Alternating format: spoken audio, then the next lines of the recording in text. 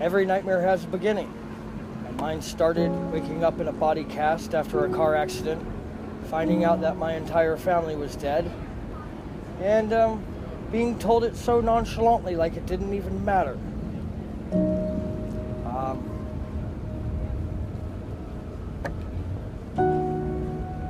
The next 8 years was troublesome, relearning how to walk and talk, trying to be able to hide my pain, hide my depression,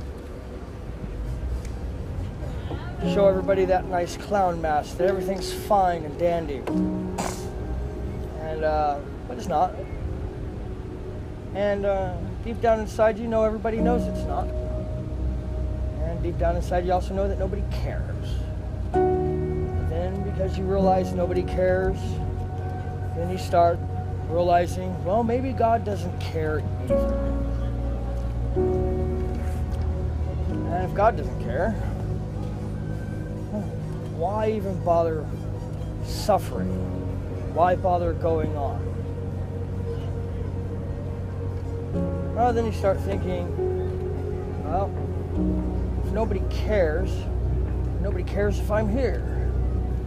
And if I'm dead, then I don't feel my pain anymore.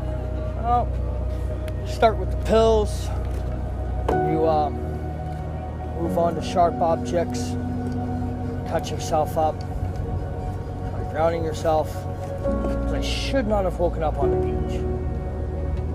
I should have, when I passed out, or however far I went out, I should have sank to the bottom of Davy Jones's locker, but instead I puke up blood and salt water on the beach, cursing God because that should have been foolproof. I should have been dead. I should have been out of my pain, my misery, my anguish, suffering. Then you just start playing Russian roulette because, well, it's fun to win and losing is winning also. Well, after 10 years, multiple suicide attempts,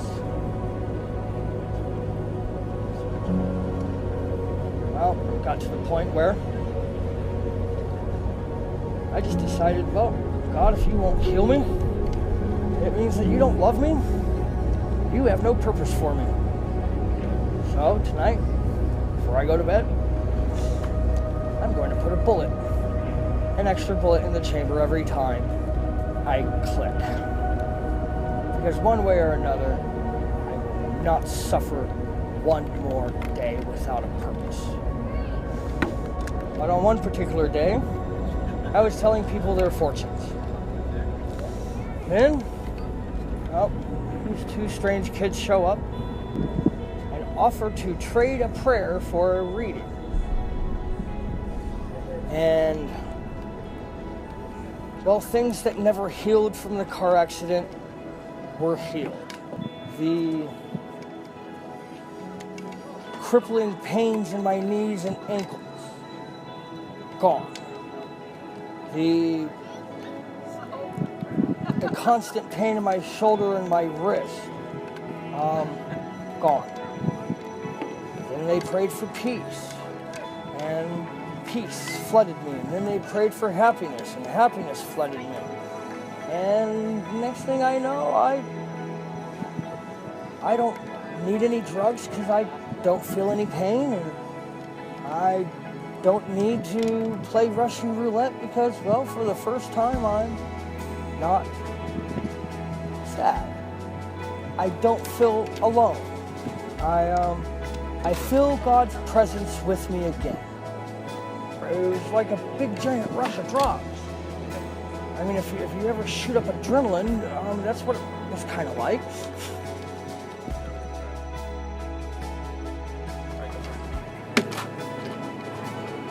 I don't know what God has planned for me yet, but I do know that I'm ready for anything that He lays in my path.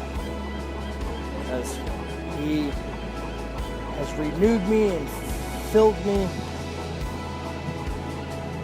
and well, that's a lot better than being empty and miserable. We all must travel a road on a journey to God.